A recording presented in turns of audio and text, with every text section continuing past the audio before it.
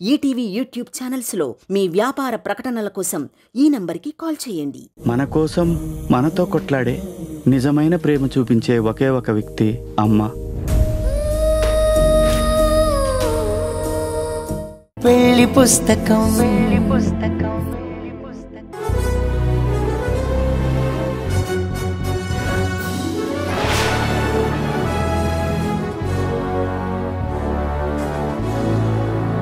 Case వాదించడం రాదు, నన్ను గెలిపించడం తెలీదు. దీంతో మాట్లాడడం టైం వేస్ట్ తప్ప మరొకటి కాదు.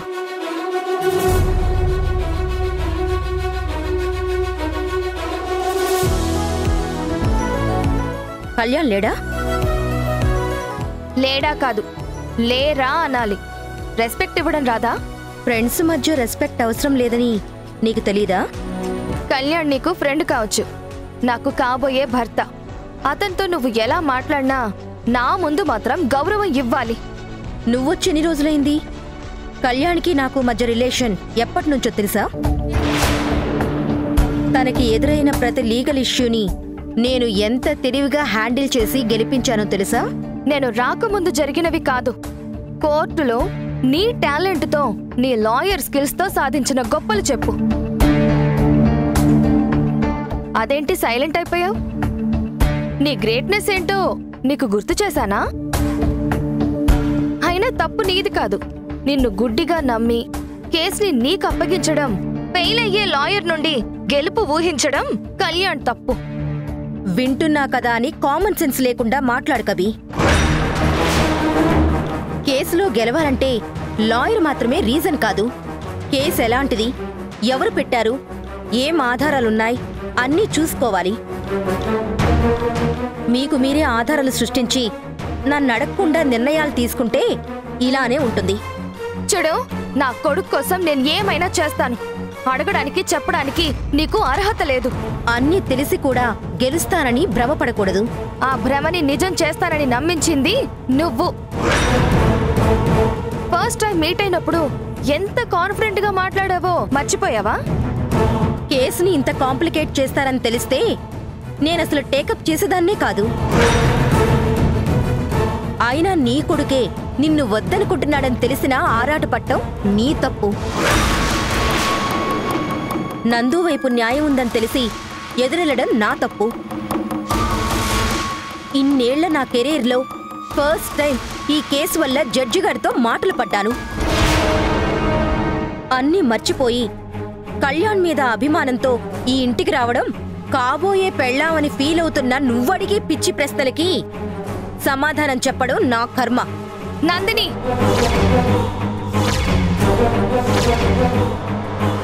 Mind your language.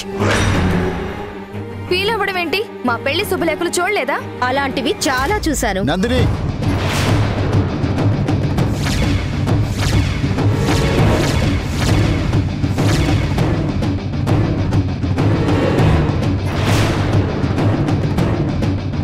కళ్యాణ్, నువ్వు లేకుండా చూసి నందిని నన్ను చాలా కామెంట్ చేస్తుంది.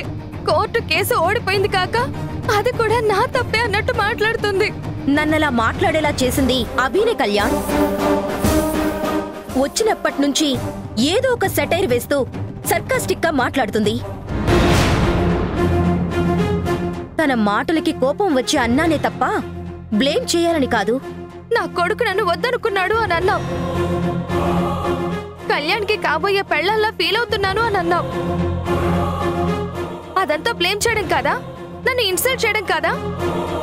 కోపంలో అన్నానంటున్నాను కదా అభి. ఇంత చిన్న విషయానికి ఎందుకంత పెద్ద సీన్ క్రియేట్ చేస్తున్నావు? కళ్యాణ్ వచ్చాడని రెచ్చిపోతున్నావా? నందిని,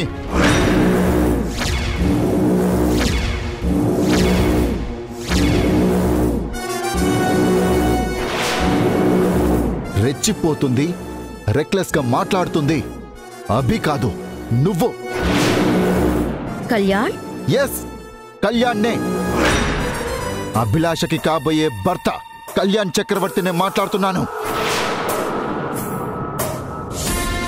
ఇన్నాళ్ళు నాకు లా అడ్వైజర్ గా ఉన్న నువ్వు ఏ కేసు నీ తెలివితేటలతో గెలవలేదు. నా ఐడియాలు, వేరే వాళ్ళకిచ్చిన లంచాల వల్లే నేను గెలిచాను. అదంతా నీ క్రెడిట్ అనుకోవడం అంత పులిషింగ్ థింగ్ ఇంకొకటి ఉండదు. అంటే లీగల్గా నేనే హెల్ప్ చేయలేదంటున్నావా? నా వల్ల నీకేం మంచి జరగలేదంటున్నావా? నీ వల్ల నాకన్నా నా వల్ల నాకే ఎక్కువ లాభం జరిగిందని అని నిక్కచ్చిగా చెప్తున్నాను. సిద్ధు అంటే అభిలాషకి ప్రాణం. నందు చేసిన మోసం వల్ల, మ్యానిపులేషన్ వల్ల సిద్ధు మారిపోయాడు. ఒక కన్న తల్లికి అన్యాయం జరగకూడదని నిన్ను నమ్మితే చేతగాని దానిలా నువ్వు చేసిన పనికి కోర్టు లోపల నువ్వు, కోర్టు బయట మేము తల దించుకోవాల్సి వచ్చింది. నా బాధను అర్థం చేసుకున్నందుకు థ్యాంక్స్ కళ్యాణ్. నువ్వు ఇలా చెప్పకపోయింటే ఈ నందిని ఇంకా రెచ్చిపోతుంది, క్రెడిట్ మొత్తం కొట్టేస్తుంది. మధ్యలో నువ్వు మాట్లాడు కవి. Shut up.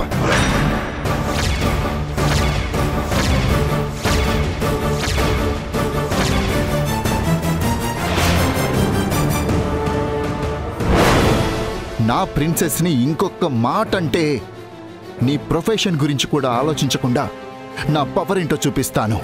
చాలా పెద్ద తప్పు చేస్తున్నావు కళ్యాణ్. ఈ అభిలాషను నమ్మి నన్ను అవమానిస్తున్నావు. తన మాటలకు విలువిచ్చి మన రిలేషన్ని ఇన్సల్ట్ చేస్తున్నావు. ఇంతవరకు వచ్చాక నీ రిలేషన్ వద్దు, లీగల్గా ఏ సపోర్ట్ వద్దు. నీకన్నా బెస్ట్ లాయర్లు చాలా మంది ఉన్నారు, వాళ్ళ హెల్ప్ తీసుకుంటాను. లైఫ్లో నువ్వు నా కంపెనీకి కాదు కదా, నా కాంపౌండ్లోకి కూడా అడుగు పెట్టడానికి వీల్లేదు. Get out. ఇన్ని రోజులు మీ ఇద్దరికి ఎలా సెట్ అయింది అని ఆలోచించేదాన్ని. ఈ రోజు మాత్రం చాలా క్లారిటీ వచ్చింది. మీ ఇద్దరిలో ఒక సిమిలారిటీ ఏంటో తెలుసా? అందితే జుట్టు, అందకపోతే కాళ్ళు పట్టుకోవడం మీ గుణం.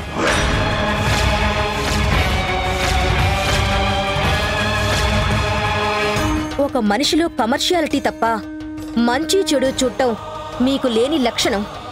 చాలా గొప్పగా అనాలిసిస్ చేసావు కానీ ఇక బయలుదేరు. ఇంకా చూస్తూ నిలబడ్డావేంటి? మర్యాదగా బయటికి వెళ్తావా, లేదంటే సెక్యూరిటీని పిలిపించి మెడ పట్టి బయటికి గెంటించమంటావా?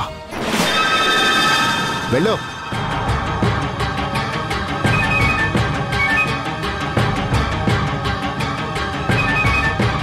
Thank you Kalyan. ఈ మాత్రం ప్రేమ నటించకపోతే నువ్వు నమ్మవని నాకు తెలుసు. Middle class princess. నీ నాటకాలు తెలుసుకోలేనంత అమాయకురాల్ని కాదు డియర్ బిలియనీర్. వదిన మీద కోప్పడినందుకే వీధికెక్కి రచ్చ చేశావు.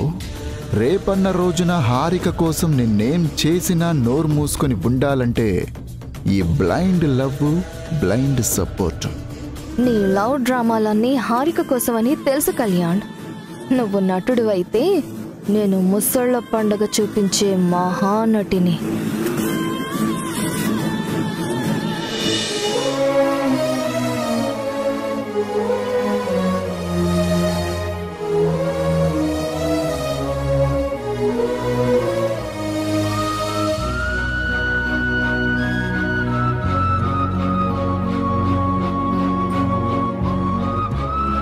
ఎన్నిసార్లు చేసినా ఈ ప్రాబ్లం సాల్వ్ అవడం లేదేంటి? మీ అమ్మ లేదు, బయటికెళ్ళింది. బయటకా? నాకెందుకు చెప్పలేదు? మీ పప్పాకి భయపడి.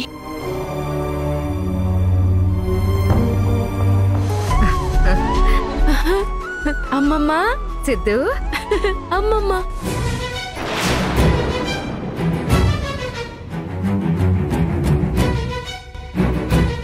ఏమైంది నాన్న? ఎందుకు ఆగిపోయావు? పప్పా, నేను అమ్మమ్మతో మాట్లాడొచ్చా?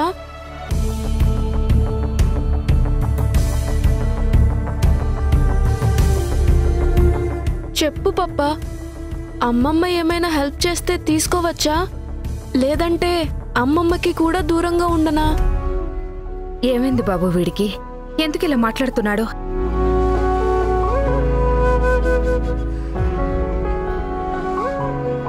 ఎవరు మాట్లాడరేంటి? నువ్వైనా చెప్పు సిద్ధు. అంతా చేసింది పప్పానే. సో పప్పానే అడుగు అమ్మమ్మ, నేనేం చెప్పను.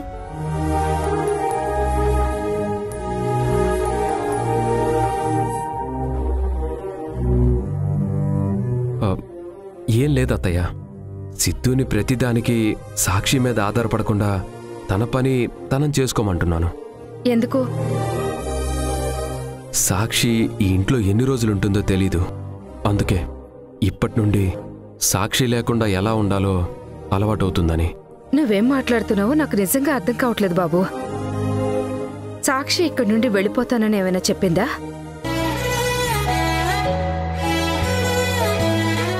మీకేమైనా ఇబ్బందిగా ఉందా? పప్పాకి తప్ప ఇక్కడ ఎవ్వరికి ఏ ప్రాబ్లం లేదమ్మమ్మ.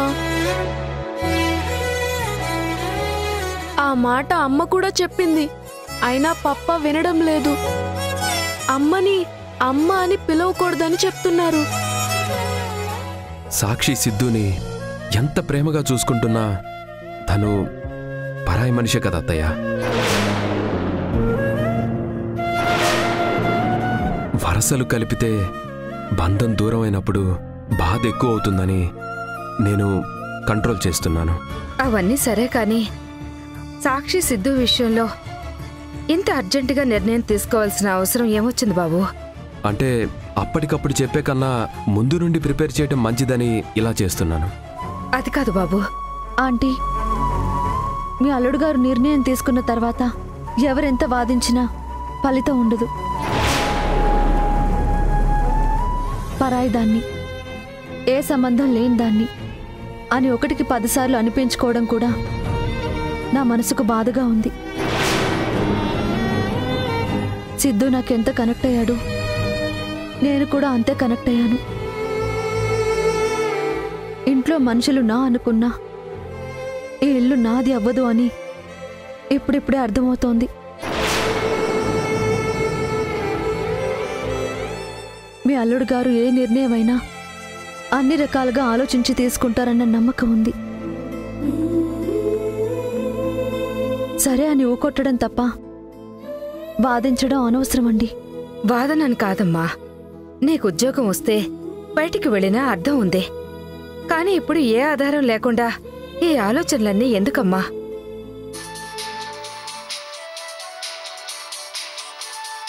ఒక్క నిమిషం.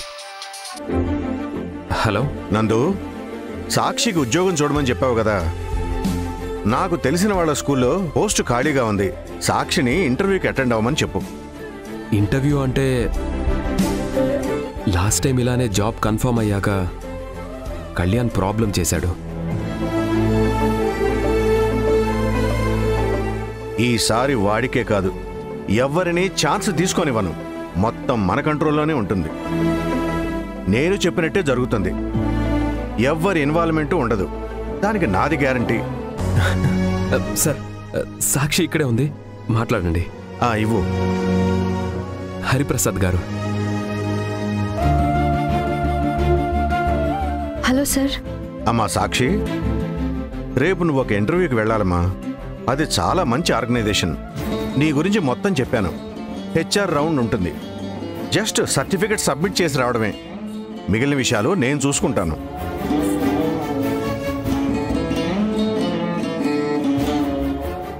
సరే సార్. సార్, అకామిడేషన్ పరిస్థితి ఏంటి? క్వార్టర్స్ ఉంటాయా లేక డైలీ అప్ అండ్ డౌన్ చేయాలా? స్కూల్కి దగ్గరలోనే వాళ్ళు ఇల్లు ఇస్తారు నందు.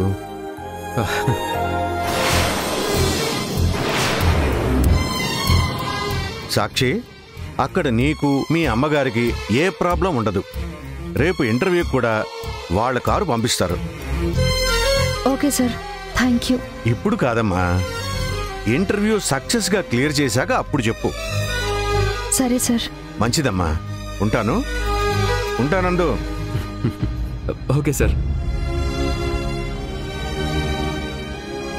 అమ్మా, విన్నావు కదా, రేపు నాకు ఇంటర్వ్యూ ఉంది. జాబ్ కన్ఫర్మ్ అయినట్టే హరిప్రసాద్ గారు చెప్పారు. అంతా ఓకే అయితే 2-3 రోజుల్లో మనం కూడా ఇల్లు షిఫ్ట్ అవ్వాలి. సరేనమ్మా. ఇంటర్వ్యూకే కార్ వస్తుందంటే మంచి ఆర్గనైజేషన్ అనుకుంటా. హరిప్రసాద్ గారి రిఫరెన్స్ కదా, ది బెస్ట్ ఉంటుంది. సాక్షి, ఆల్ ద బెస్ట్.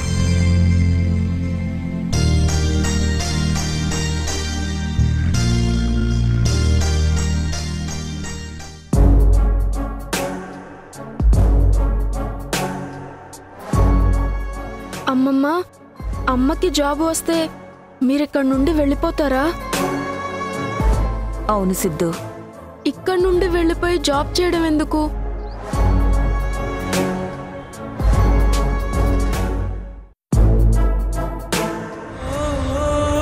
అమ్మమ్మ, పప్పాతో నువ్వు మాట్లాడావనుకో, అమ్మని ఎక్కడికి పంపించొద్దని చెప్పు. కొన్ని రోజుల నుంచి ఇంట్లో పరిస్థితి ఇలాగే ఉంది లక్ష్మి గారు. సిద్ధు సాక్షి మీద ప్రేమ కొద్దీ ఏదైనా మాట్లాడితే చాలు నందుకి వెంటనే కోపం వస్తుంది. ఇప్పుడు కూడా సాక్షి ఉద్యోగం వచ్చిన దానికన్నా ఇక్కడి నుంచి బయటికి వెళ్తుందనే సంతోషిస్తున్నాడు.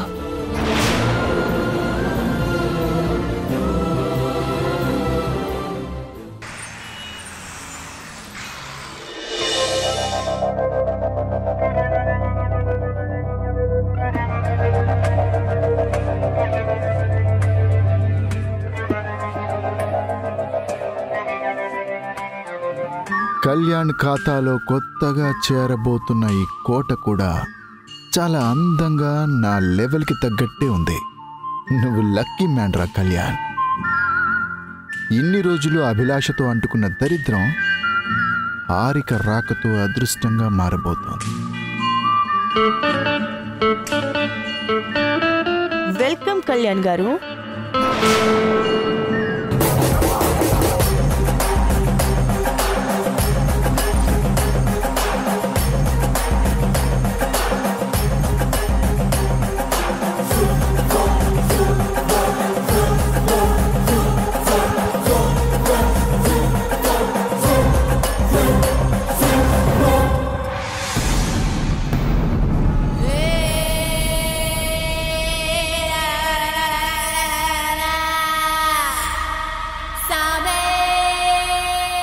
హాయ్ కళ్యాణ్. హాయ్ హారిక గారు. Looking gorgeous. Thank you. నా కోసం వస్తున్న స్పెషల్ పర్సన్ కోసం ఈ మాత్రం రెడీ అవ్వకపోతే బాగోదు కదా. డైమండ్కి పాలిష్, దేవతకి ఆర్నమెంట్స్ అవసరం లేదు హారిక గారు. మీ మగాళ్ళంతా ఒకటేనా? అమ్మాయిల్ని చూడగానే కవిగా మారిపోతారా? అమ్మాయిల్ని కాదు హారిక గారు, అందమైన అమ్మాయిల్ని. Please note. ఈ ఇంట్లో మీరొక్కరే ఉంటారా? ఏ, ఎందుకు అడుగుతున్నారు? ఓ గాట్ ఇట్. మీలా ఉడ్బీతో ఉంటాను అనుకున్నారా? నో నో, జస్ట్ క్యాజువల్గా అడిగానంతే. సరే కూర్చోండి, ఇప్పుడే వస్తాను.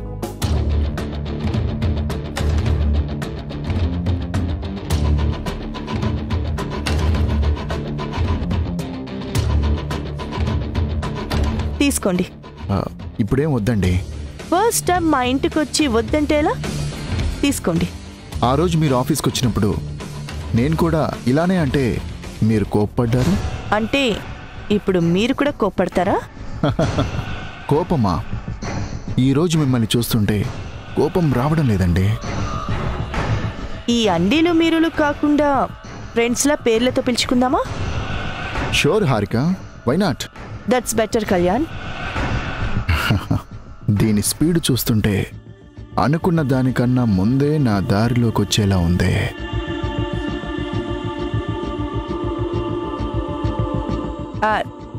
జ్యూస్ తీసుకో Kalyan. Sorry sorry sorry sorry Kalyan, sorry. It's okay, no problem. Sorry, చూసుకోలేదు.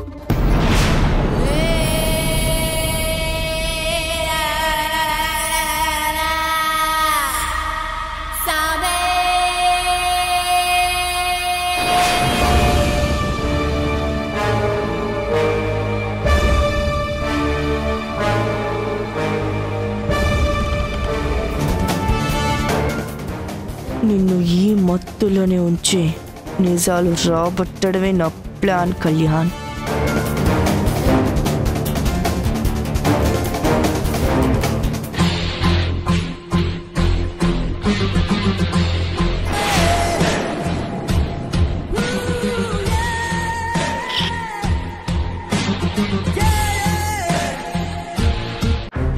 సిద్ధు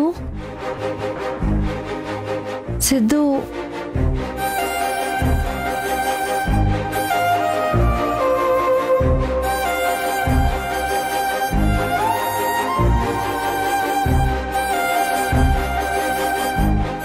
నువ్వు నన్ను ఎంత మిస్ అవుతున్నావో అంతకు మించి నిన్ను నేను కూడా మిస్ అవుతున్నాను. నీ బాధకి నేను కూడా కారణమైనందుకు నా మీద నాకే కోపంగా ఉంది. ఈటీవీ విన్ యాప్ రోజుకి కేవలం రూపాయి మాత్రమే. ఇప్పుడే ఈటీవీ విన్ యాప్ డౌన్లోడ్ చేసి సబ్స్క్రైబ్ చేయండి.